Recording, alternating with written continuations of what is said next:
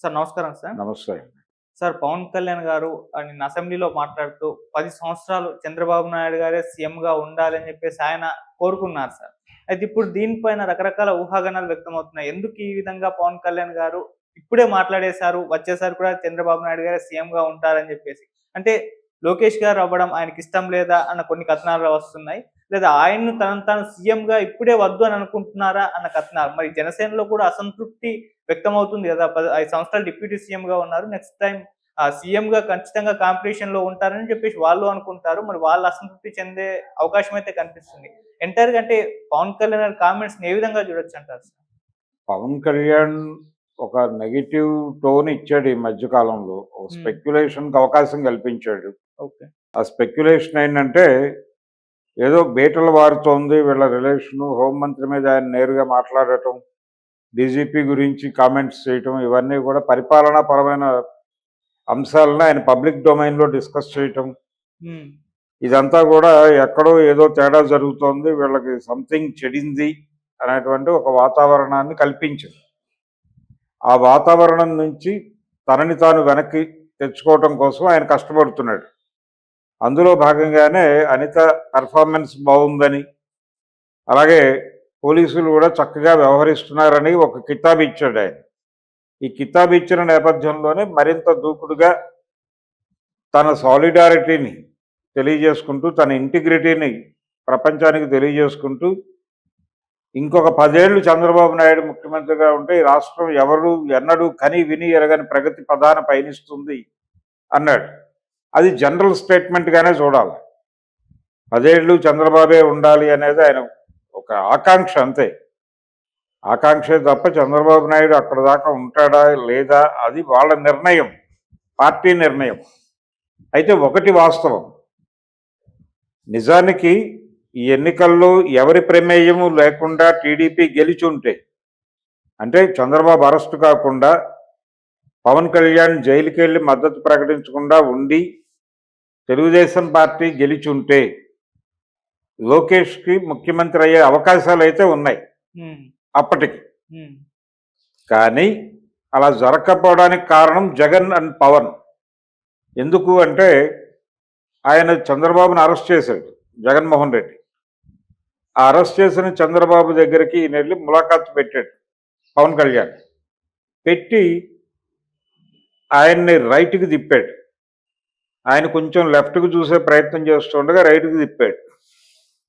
తిప్పటంతో పాటు బయటకు వచ్చి ఆయన మాట్లాడిన మాటలు, అంటే నేను తెలుగుదేశం పార్టీతో ట్రావెల్ అవ్వదలుచుకున్నాను, బీజేపీ కూడా ఇటే వస్తుంది, మేమందరం కలిసి ఎన్నికల్లో పోటీ చేస్తామని ఆశాభావం ఉంది, ప్రస్తుతానికైతే నేను తెలుగుదేశం పార్టీ మద్దతుతోనే ఎన్నికలకు వెళ్తాను అని చెప్పాడు ఆయన.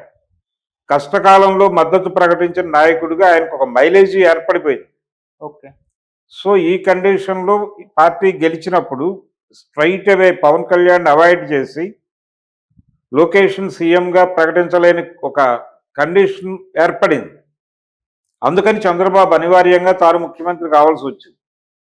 తద్వారా లోకేష్కి పదవి దూరమైంది.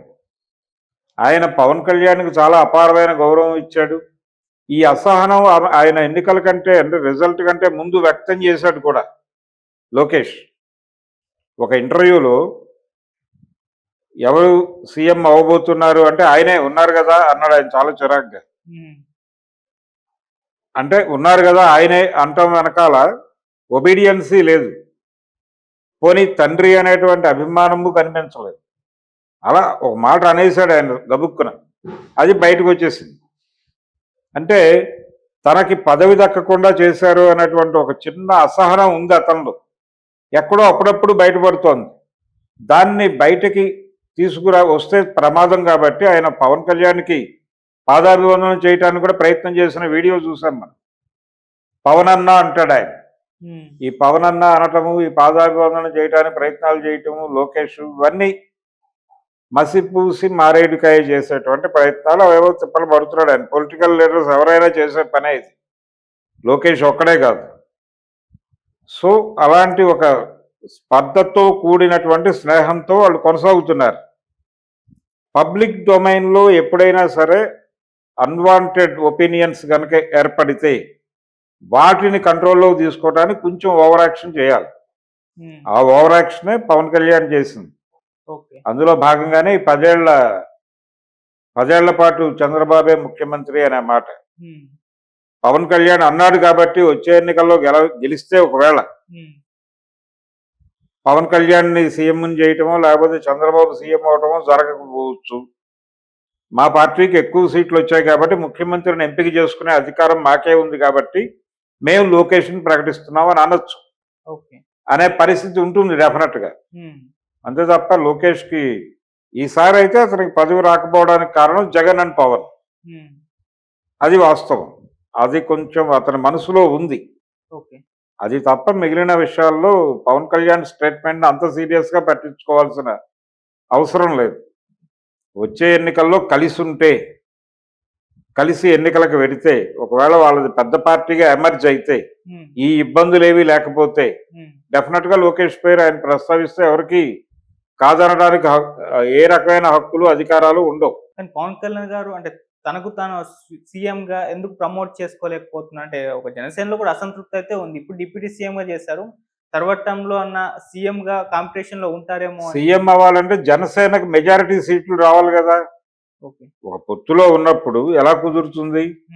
ఒక అవగాహన చేసుకోవచ్చు. చేగొండ హరిరామ జోగయ్య గారు చెప్పినట్టు పొత్తు పెట్టుకోవడానికంటే ముందే 2.5 సంవత్సరాలు నేను 2.5 సంవత్సరాలు మీరు అధికారంలో ఉండాలనేది అలాంటిది ఏదైనా రాసుకోవాలి. రాసుకుంటే మీరు అకామిడేట్ అవుతారు. అది రాసుకోలేదు కదా. ఆయన మాటలు పక్కకి నెట్టేశారు కదా హరిరామ జోగయ్యని. వచ్చే ఎన్నికల్లోనైనా కనీసం అలాంటిది ఏదైనా చేసుకుంటే ఆయన ముఖ్యమంత్రి అవుతాడు. కొంచెం ఎక్కువ సీట్లు తీసుకుని పోటీ చేసి తను ఎన్ని సీట్లు గెలిచాడు అనే దాని మీద కదా అక్కడ వేయింగ్ మిషన్ కొలిచేది. సో ఆ తూకానికి తూగే లెవెల్లో ఆయన పొలిటికల్